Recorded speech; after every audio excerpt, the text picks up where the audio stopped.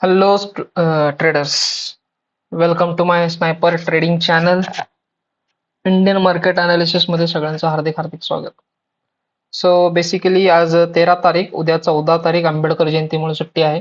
So may be जो मी analysis करतोय तो 15 तारखेसाठी असेल इंडियन मार्केटमध्ये. ओके. मी निफ्टी 50चा चार्ट ओपन केलेला आहे आणि रविवारच्या त्या सगळ्या काही न्यूज एन्व्हायरमेंटमुळे, न्यूज म्हणजे US इराणच्या डिस्कशन्समुळे for sure like Indian market तर गॅप डाऊन होणारच होतं. ओके. आणि इंडियन मार्केट गॅप डाऊन तर झालं, ऑलमोस्ट 500 पॉईंट गॅप डाऊन तर झालं. 400, नियर अबाउट 500 पॉईंट तर निफ्टी डाऊन होती. ओके, निफ्टी डाऊन होती बट अगेन रिकवर झाली.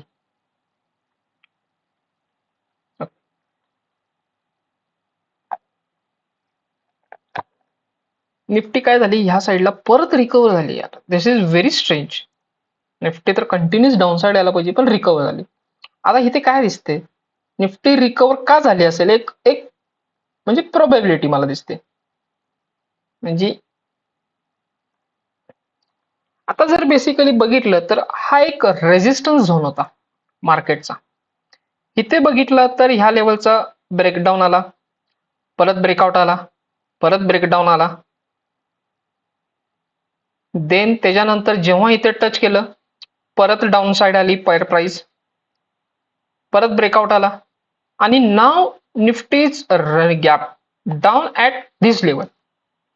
म्हणजे हा एक सपोर्ट लेवल आहे. म्हणजे हा एक सपोर्ट लेवल झाला.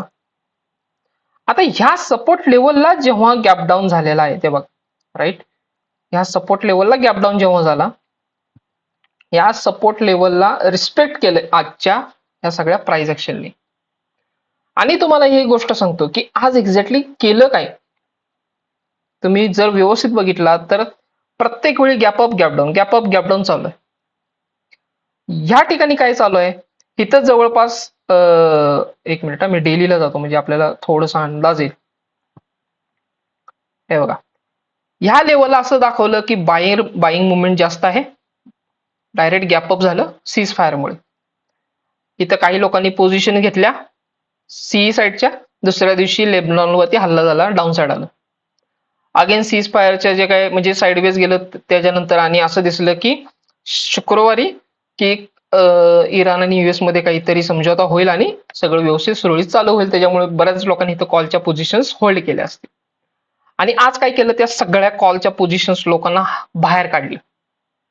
आणि जे सेलर्सला उतरले होते, जे पी साईडला उतरले होते, शॉर्ट करायला उतरले होते, त्यांना म्हणजे सी साईड वाल्यांना पण बाहेर घालवलं आणि पी वाल्यांना पण इथं बाहेर घालवलं. कारण मार्केटच इथून रिव्हर्स झालं ना. तर थेटा डीके तुम्हाला सगळ्यांना माहितीच असेल. डेल्टा तर प्राइस वाढवतो पण थीटा तर काय करतो, प्राइस डिके करतो ऑप्शनच्या. ओके. आणि ऑप्शन सेलरला ते महत्वाचं आहे. म्हणजे ज्या ज्या लोकांनी ऑप्शन बाईंग केलं असेल किंवा पी बाय केला असेल त्यांचं तर एकदम ऑलमोस्ट नुकसान झालं या ठिकाणी, है ना. म्हणजे आलेलं प्रॉफिट गेलं असणार आहे हातातून, असं पण झालं असेल. बऱ्याच लोकांचं नुकसान पण झालं असेल. तर मला सायकोलॉजी अशी दिसते इन्व्हेस्टर लोकांची, जे काही मोठे इन्स्टिट्यूशन्स लोक आहेत त्यांची. सो बेसिकली हा एक सपोर्ट होता, त्यामुळे सपोर्ट मध्ये ही रिॲक्शन आली दॅट ऍक्सेप्टेबल. बट सध्या जे मार्केटचं एन्व्हायरमेंट जर बघता तर हा काय सपोर्ट एवढा पण काय स्ट्रॉंग नाहीये ज्याच्यामुळे एवढी प्राइस मध्ये रिॲक्शन यायला. तिथून डायरेक्ट डाऊनच यायला पाहिजे होतं, बट हा खेळ खेळला गेलाय आज. आणि जर तुम्ही बघितला हा पण एक सप्लाय झोन आहे, ऑलमोस्ट या सप्लाय झोनला इथे टच केलाय. हा जर समजा तुम्ही बघितला डेलीचा हा सप्लाय झोन आहे. ओके. ह्या डेलीच्या सप्लाय झोनच्या वीकला टच केल्या केल्या निफ्टी डाऊन झालेली, तसं पण एक झालेलं आहे. जर समजा US आणि इराणमध्ये जर काही सँक्शन्स थांबल्या असत्या आणि सगळं सुरळीत चालू झालं असतं, इराण म्हटलं असतं आम्ही न्यूक्लिअर प्रोग्राम करणार नाही, ही कॅन्डल डायरेक्ट हिथं ओपन झाली असती 25,000ला, हिथं ह्या सप्लाय झोनला ओपन झाली असती. पण तसं सध्या झालं नाही. ओके. पण एक दिसतंय की ह्या लेवलला प्रत्येक सेलिंग झोन होता, ह्या सप्लाय झोन, हा सप्लाय झोन, ह्याच्यावरती तर प्राइस झोन क्लोजिंग दिलेली आहे.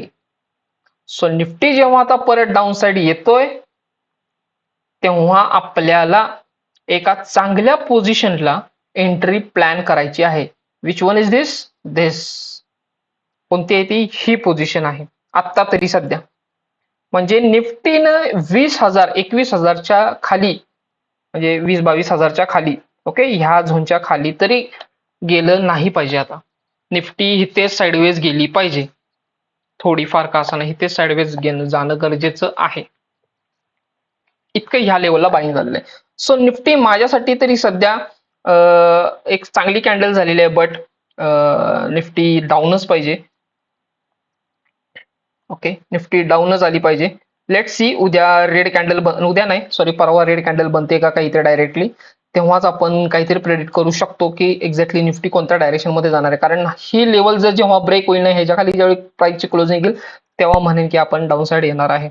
जोपर्यंत प्राइस ह्या लेवलच्या वर आहे 23,500च्या, कारण हे एक राऊंड फिगर पण आहे बघा, राऊंड नंबर खूप जास्त वर्क होतात, माहिती असेल तुम्हा सगळ्यांना. एक सायकोलॉजिकल लेवल असते. ओके, सो जोपर्यंत ह्याच्यावरती आहे तोपर्यंत निफ्टी अपमूव्ह डायरेक्शन मध्ये आहे. जेव्हा ह्याच्या खाली डाऊन होईल तेव्हा निफ्टी परत त्याच्या लेवलला 22,300-400 या लेवलला परत निफ्टी तुम्हाला दिसेल. Okay, let's see the bank Nifty. Same situation, same execution ह्याच्यामध्ये पण. ओके, ह्या लेवलचा सपोर्ट घेतला गेलाय कम्प्लीट. प्रिव्हियसली काय होता, सपोर्ट होता, रेजिस्टन्स झाला, इथे रेजिस्टन्स झाला, ब्रेकआउट दिला, सपोर्ट घेतला आणि सध्या तेच चालू आहे. बँक निफ्टी कदाचित उद्या थोडंसं गॅप म्हणजे गॅपअप किंवा थोडंसं अपवर्ड जाऊ शकते, कारण ह्या सप्लाय झोनला अजून टच केलेलं नाही. जेव्हा बँक निफ्टी इथं सप्लाय झोनला टच करेल ना, तेव्हा जेव्हा बँक निफ्टी इथून खाली डाऊनसाइडला येईल तेव्हा निफ्टी पण खाली येईल. सो मे बी प्राइस आणि लेवल्स लक्षात असू द्या की सध्या 54,400 ह्या लेवलला बँक निफ्टी आहे. जोपर्यंत ह्याच्यावरती आहे पॉझिटिव्ह आहे, आणि अजून बँक निफ्टी कधी पॉझिटिव्ह होईल जेव्हा 56,000 ह्याच्यावरती सुद्धा बँक निफ्टीची, म्हणजे 56,000 नाही 57,000च्या वरती जर क्लोजिंग झाली बँक निफ्टीची तर बँक निफ्टी पॉझिटिव्ह. अदरवाईज ह्या लेवल पासून 56,500-600 ह्या लेवल पासून बँक निफ्टी परत down side. Okay, let's see ICICI. I am waiting यार, damn waiting for the buying level. आणि खरंच म्हणजे मूड गेलाय माझा ह्या लेवल मधनं. मी ICICI मध्ये ह्या लेवलची वाट बघत बसलो, एवढ्या डाऊन साइडची.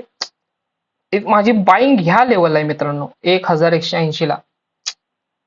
मी म्हटलं एवढा गॅप डाऊन होतोय तर ह्या लेवलची लिक्विडिटी खाऊन मग खालच्या झोन मधनं का चालणार नाही. म्हणजे ज्या पद्धतीचे प्राइस एक्शन चालू आहे त्या म्हणजे खूपच वरती गेलं. आणि आता सप्लाय झोन मध्ये तर आहे, ICICI ह्या सप्लाय झोन मध्ये तर आलेला आहे. सो होप सो की ह्या लेवल पासून ICICI डाऊन येईल. Hope so. ज्या पद्धतीची ग्रीन कॅन्डल झाले ना, असं दिसतंय की इथं सेलर्सला घाबरवले. सो लेट्स सी काय होते. खरंच यार जबरदस्त मोमेंटम झाले यार. HDFC मध्ये पण सेम सपोर्ट होता, सपोर्ट घेतलेला आहे या ठिकाणी. आणि सध्या HDFC 794-95 या लेवलला ट्रेड करतोय. मे बी HDFC इथून डाऊनसाइड येऊ शकतो. HDFC वरती सगळं आता बँक निफ्टी म्हणजे आहे. अजून तरी मला काही दिसत नाही, कारण माझं बाईंग लेवल HDFC मध्ये अजून खालीच आहे. लेट्स सी, माझ्या मते ही लेवल तोडून खाली येणार HDFC बँक, आणि तेव्हा मला बाय करायचं आहे फुल क्वांटिटीमध्ये. माझे जेवढे काही मनी आहेत तेवढे HDFC मी तर बाय करणार आहेच, काय पण उद्या. आता रिलायन्स विल सी. या रिलायन्स मध्ये तर चांगलाच गॅप डाऊन झाला ऑलमोस्ट. रिलायन्स तर मी काल पण म्हटलं होतं, कालचा व्हिडिओ जर कोणी बघितला नसेल तर चेक करा की रिलायन्स ज्या पद्धतीचं दिसते मला, डाऊन साइड थोडंसं अप, डाऊन साइड थोडंसं अप, डाऊन साइड. कदाचित उद्या म्हणजे परवा डायरेक्ट रेड कॅन्डल करेल. उद्या सुट्टी आहे आपल्याला, कदाचित उद्या काहीतरी US आणि इराण मध्ये कदाचित मोठं वार होऊ शकतं जोरात. काहीतरी झालं ना डायरेक्ट गॅप डाऊन होऊ शकतं. सो पॉसिबिलिटी आहे. पोझिशन होल्ड करू नका कोणत्याही म्हणजे डे नाईट पोझिशन जे असतात तुमचे मोर दॅन 1 डे, ठीक आहे. तो सो स्ट्रिक्टली अवॉइड करा. सध्या तरी गॅपअप गॅप डाऊन व्हायचे चान्सेस भरपूर जास्त आहेत. सो स्ट्रिक्टली अवॉइड करा.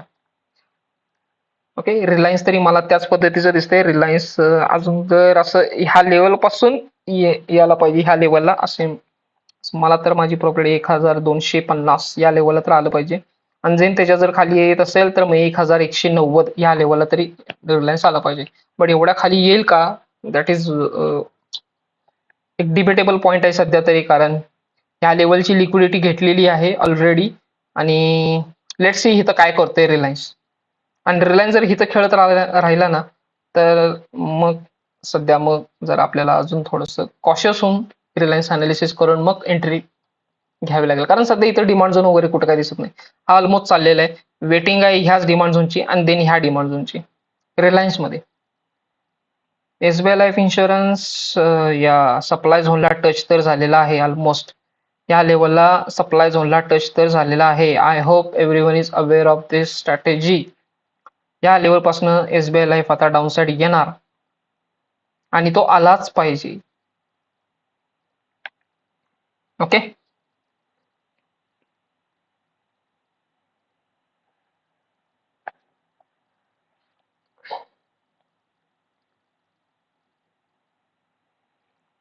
Okay, this is for the Indian market levels. So Nifty, bank Nifty ज्या लेवल सांगितल्यात सध्या सपोर्ट घेऊन वरती ट्रेड करतोय, पण लगेच सप्लाय झोन पण आहे. सो बी कॉशियस फॉर दिस. आजची बाईंग बघून सीई लगेच घेऊ नका, काही होऊ शकतं. आपल्याला उद्या सुट्टी आहे मार्केटला, सो काही होऊ शकतं. आणि आता सांगून पण काय फायदा नाही. ज्यांनी पोझिशन्स घेतल्या असतील त्यांचा तर मग मंडेला काही होऊ शकतं. ज्यांनी पुट घेतलाय त्यांचा कदाचित उद्या गॅप अप पण होईल परवा, आणि ज्यांनी कॉल घेतलाय त्यांचा गॅप डाऊन पण होईल. तो काही सांगता येत नाही. सध्या फक्त ट्विट वरती मार्केट चालू आहे, Trump indicator. Okay, so please like the video, share with your friends and subscribe my channel. Reliance मध्ये मी sorry before closing this video I want to share the Reliance. मी 15 मिनिटाला कुठे एक्झॅक्टली घेत होतो. ओके, लुक, तुम्ही बघितला ना,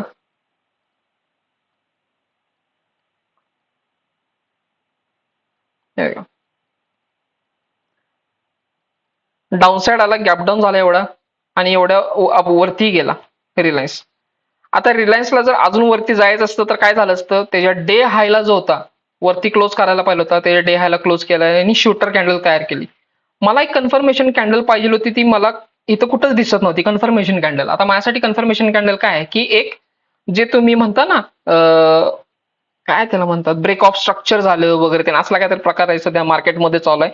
सो मला तशा पद्धतीचं कन्फर्मेशन पाहिलं होतं. तर मला ही जी हॅमर आहे ना, ही हॅमर फुलिश करण्यासाठीच बनवली गेलेली इथे इन्स्टिट्यूशनने, की इथून बाईंग येणार आहे परत. कारण इथं बघा ना, तुम्हाला काय दिसते, चांगला सपोर्ट दिसते, येस, पण आपण 5 मिनिटाला आहे, आपण हायर टाइम फ्रेमला नाहीये. तर इथे कॅन्डल चांगली मस्त. माझ्या मते काय पाहिलं होतं, हा जर सपोर्ट, हा जर झोन चांगला असताना तर हिनं काय केलं असतं, ह्या लेवलच्या वरती क्लोजिंग दिली असती. पण ह्याच्यावरती क्लोजिंग झाली आहे का, नाही. तर माझ्यासाठी कन्फर्मेशन फर्स्ट हे होतं की इथं सप्लाय सेलर्स तर बसलेले आहेत. दुसरं कन्फर्मेशन मला हे पाहिलं होते की एका चांगल्या लेवलचा ब्रेकडाऊन झाला पाहिजे. सो ह्या चांगल्या लेवलचा ब्रेकडाऊन कुणी केला, ह्या 2 रेड कॅन्डलने केला बघा. ह्या 2 रेड कॅन्डलने केला, जो की ह्या झोनच्या पण खाली क्लोजिंग दिलं. तर इथं मी कन्फर्म झालो की येस, रिलायन्स मध्ये सेलिंग तर येणार आहे. रिलायन्स मध्ये सेलिंग येणार हे म्हटल्यानंतर मी काय केलं, माझी एंट्री कुठं प्लॅन केली बघा. ही जी हॅमर दिसते, ही हॅमर आणि ही रेड कॅन्डल, ह्याच्यात जस्ट इथे मी माझी एंट्री ठेवली, जस्ट इथे.